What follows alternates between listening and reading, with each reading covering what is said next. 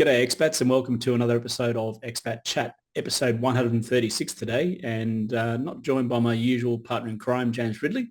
He's battening down the hatches right now in sunny, well, lack of sunny, southeast Queensland as Cyclone Alfred is about to hit. So they're dealing with that, closing the office up and getting ready for a bit of a blow. So substituting James, is my colleague here in the Dubai office, Adam Prentice, who was actually on last week while I was in Switzerland. So g'day, Adam.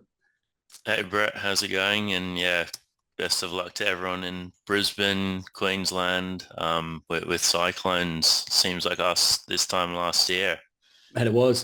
We had our wet season, in March we had a flood, and then in April we had the big one. So let's hope they don't feel the same level of brunt that we had the experience of last year. That you did.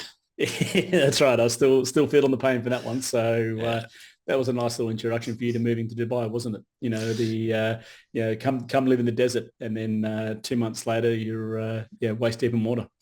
Yeah, it was very interesting.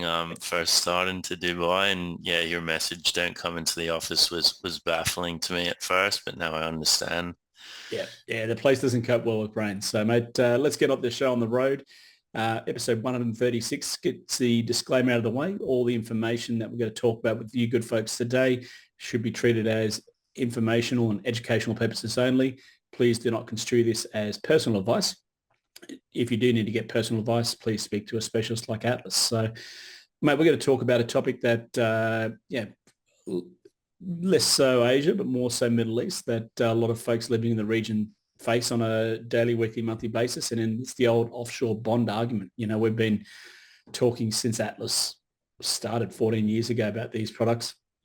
And we're still seeing these products being sold to unsuspecting victims, I guess you could say we'd call it. And let me just run through with the folks quickly what they are. So essentially, these are financial products that hadn't legally been able to be sold in the UK or Australia for the last 20, 30 years. And the reason being is because they're actually quite punitive for investors. But in the lesser regulated markets like the Middle East and Asia, they're still sold by I call it the old guard. It's the old insurance salesman. And these companies, they don't actually have a investment or a financial advising license. They've got an insurance license. So technically, these are insurance products.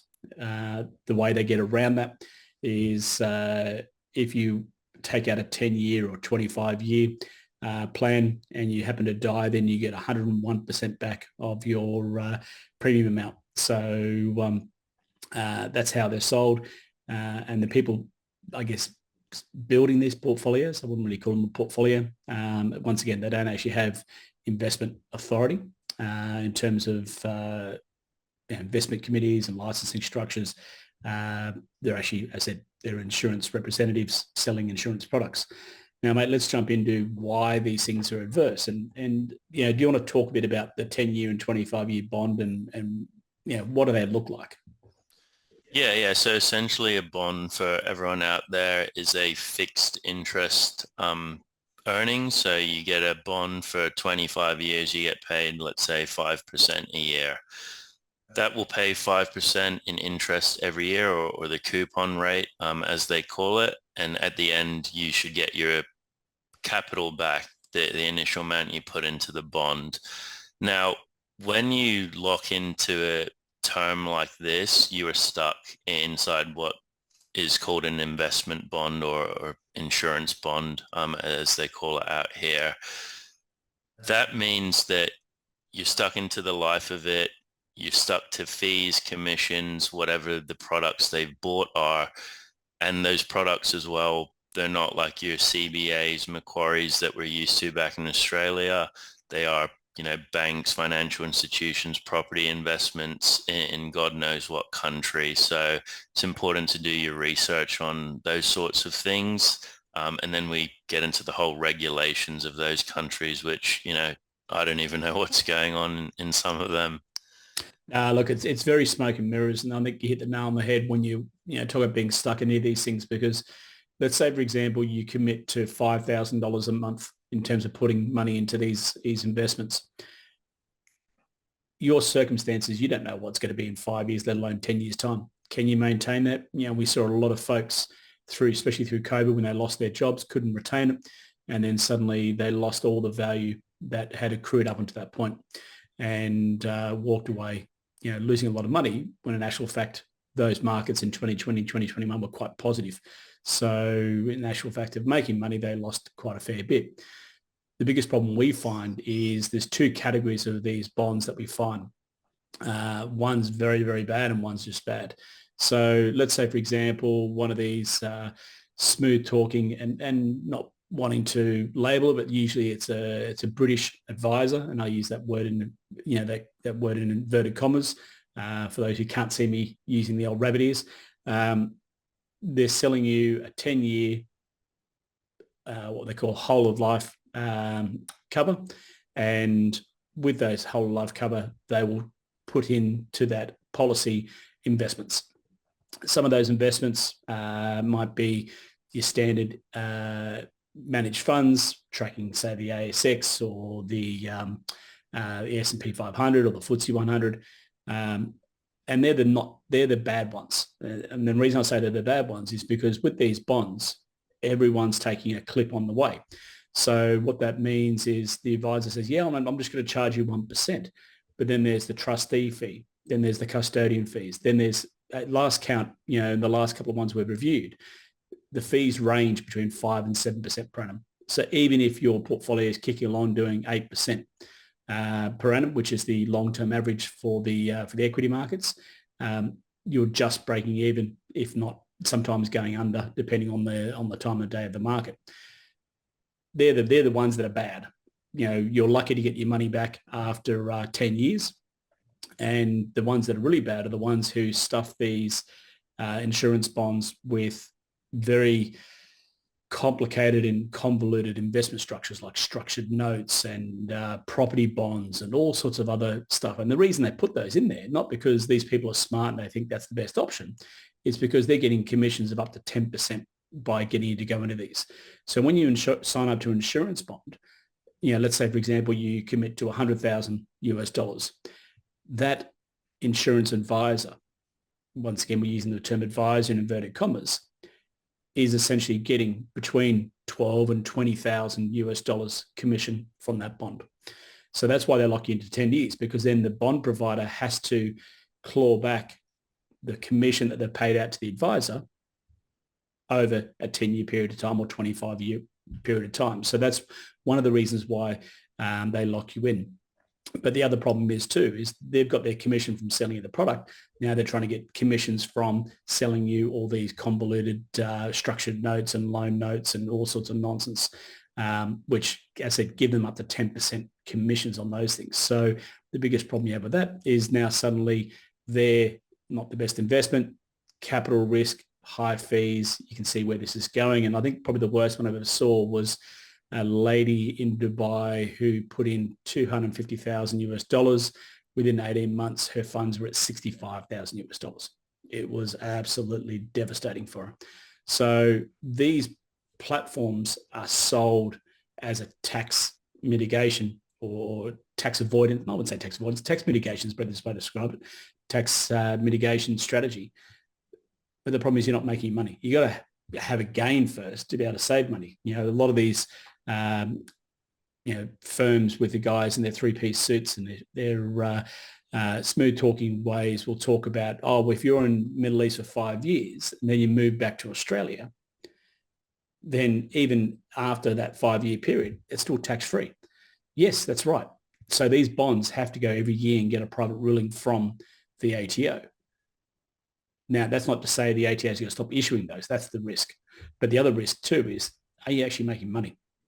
It's all well and good to have the world's best tax, sort of savings scheme. But if the actual underlying investments aren't making you money, then you might as well put money under the mattress and you'll get the same return. Yeah, it's really sad. And we see it all too often with clients coming to us with these types of products, and essentially we can't do anything because when you talk about break fees and things like that, they again take a percentage of the balance, and we're talking between 70%, 90% of the balance if you break it early. So it's really stuck there for that whole time period till it matures. And then in saying that too, on the year of maturity as well, what happens if it's a year like COVID, where investment markets do come down as well? They've still clipped their fee, which is probably what happened to that lady here in Dubai. Mate, you're spot on. That's exactly what happened to them. And they'll still take their fee regardless of performance. They'll still take their fee regardless of whether you're happy or not. That's the thing. You're stuck there. You're wedded to them for 10 to 25 years, whether you like it or not. And if you do get out, and you can get out, the surrender value is completely different price to the actual portfolio value. And the reason for that is the insurance bond provider has to claw back from somewhere the commissions that they've paid to the advisor who sold you the product in the first place. So Yeah, for sure. The property side of things as well that they're investing in, just wanted to talk about that as well. It reminds me of a case back in Australia where few people in an SMSF got into some sort of unitized investment for some commercial property, and the advisor on it was just full out taking the money. It was fraud. The property wasn't actually ever theirs. It kind of sounds a bit like that on the property side of things here, because who knows where this property is? You haven't done your market research. And it's not like the Australian property market either out here, Brett. It's, yeah, Wild spikes. West. Yeah, spikes and then falls. Exactly. I mean, there was the famous uh, Australian company. Unfortunately, I don't want to tarnish the Australian brush on the international market, but one of the biggest ones that happened was a Australian property developer who was issuing investment notes to offshore advisors to put into these insurance bonds, and they were paying 10% and 10% commissions, and the whole thing went bust. Then there was the famous mansions ones coming out of the UK, went bust. So there's no diversification at all. Your exposure is this one particular asset. And the only reason the advisor was recommending it because of these massive commissions. Or on the example you're talking about is no commissions. They'll just taking the capital and running away with it. So I think that's the thing we say to folks out there is when you are looking at making investment decisions, look at the underlying. If you don't recognize it, if you don't understand it, don't do it. We have a rule of thumb here. If we can't explain a concept or an idea to a client in 30 seconds, they understand it, we don't do it. It's easy for us to say, you need to buy Meta, you need to buy BHP. People know them. Now, can those companies go bust? 100%. But that's why we overlay it with 1,500 other companies in building a diversified portfolio around the world, because then 1,500 companies have to go bust for you to lose all your capital. And we're talking the biggest 1,500 companies in the world. So if that happens, then we've got social anarchy and decay, and we're probably living in caves. So, investing money is a risk. It's always a risk. You can manage that risk by diversifying and those underlying assets and making sure you're not too exposed in certain areas. But if what's going into these bonds is just crap, then you're doomed from the start. Yeah, and that's why in Australia we have product disclosure statements when we give financial advice, and that has every sort of fee, investment philosophy, etc. in there, and an estimate of costs. Whereas these types of products, yes, they have some sort of prospectus or something like that, but inside the underlying investments, it's all discretionary on advisor commissions. So it is very, let's say, sketchy. Oh, sketchy is putting it nicely. I mean, I think, when we do a statement of advice for a new client, that document goes to 70 to 100 pages on average. And we have to put every single fee down to $1 in there. Whereas I remember a client got approached by one of these shiny suit guys trying to sell these products. And he gave her a 5-page PowerPoint presentation. And one page was the title, second page was talking about the company, third page was asset allocation, talking about her risk profile. Fourth page was saying, yep, we'll charge you 1%. And the last page was just the address of the company. That was it. It was scary how little this client had been provided. That was it. Not even a PDS, not even nothing. So she looked at this and go, okay, so I'm just paying 1%. I'm going to get this portfolio. You can see how people would get sort of sucked into into those things. Yeah, they're salesmen at the end of the day, and they're good at it. So it's it's a very, very interesting conundrum. No, it is. Look, and a number of times I've actually been cold called myself by these people, and I like to keep them on the phone, and they are very convincing.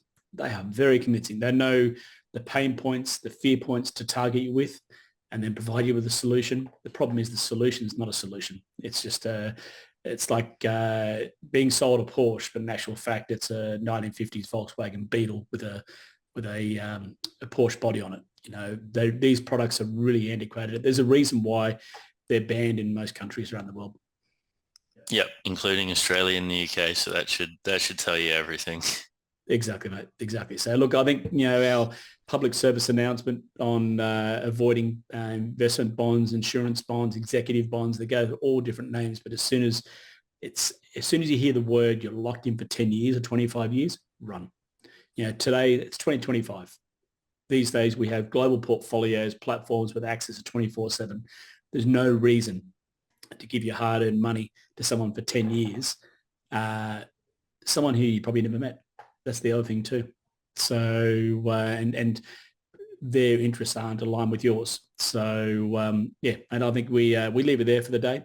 I think we've made our point. Our public service announcement duties are done for the week, and we'll catch everyone on the next episode. Yep, sounds good.